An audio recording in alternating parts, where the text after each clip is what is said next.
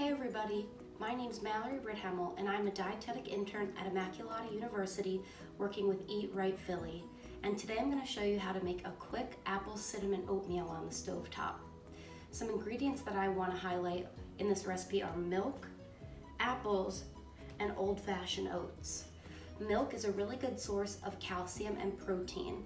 The high calcium can help build strong bones. Apples in this recipe are going to use 2 small apples, can support those with high cholesterol and high blood pressure, and can help build a healthy immune system. And oats, specifically old-fashioned whole grain oats, are high in fiber, a good source of whole grains, and can lower your risk for heart disease. Let's get started.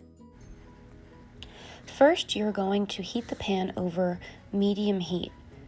Then you're going to add 1 tablespoon of olive oil.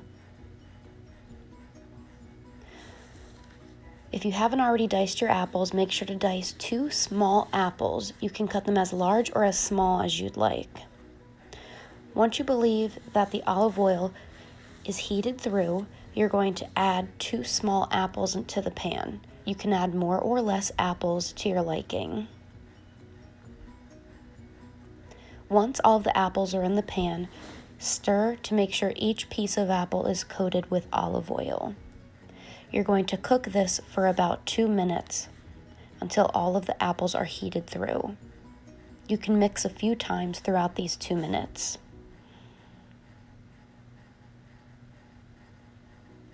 You can take the skin off or you can keep the skin on. The skin on the apples is full of vitamins and minerals and nutrients to keep us healthy throughout the year.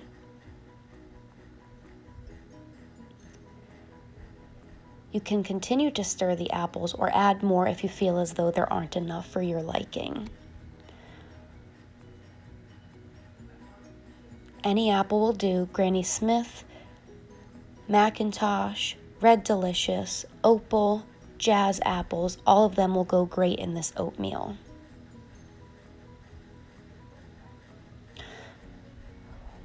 Now you can add 1/2 teaspoon of ground cinnamon and make sure to mix thoroughly so all of the apples are coated in the ground cinnamon.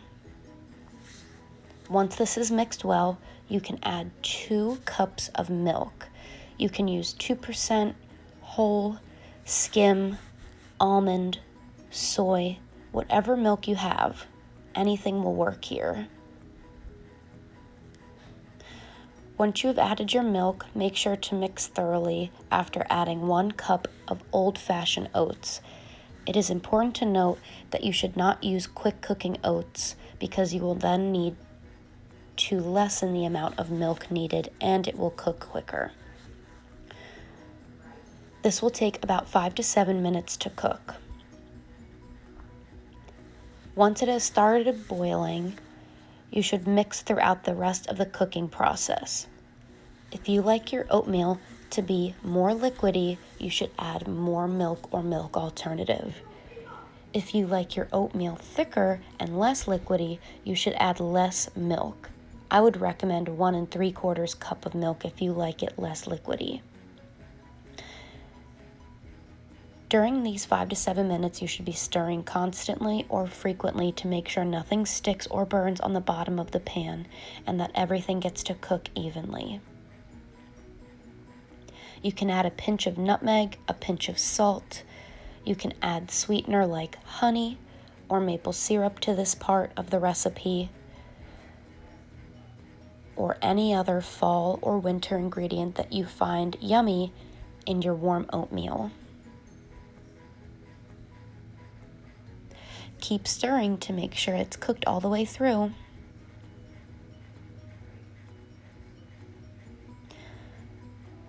Once you believe that your oatmeal is finished or you'd like to finish cooking on a lower temperature, you can take it off and let it sit.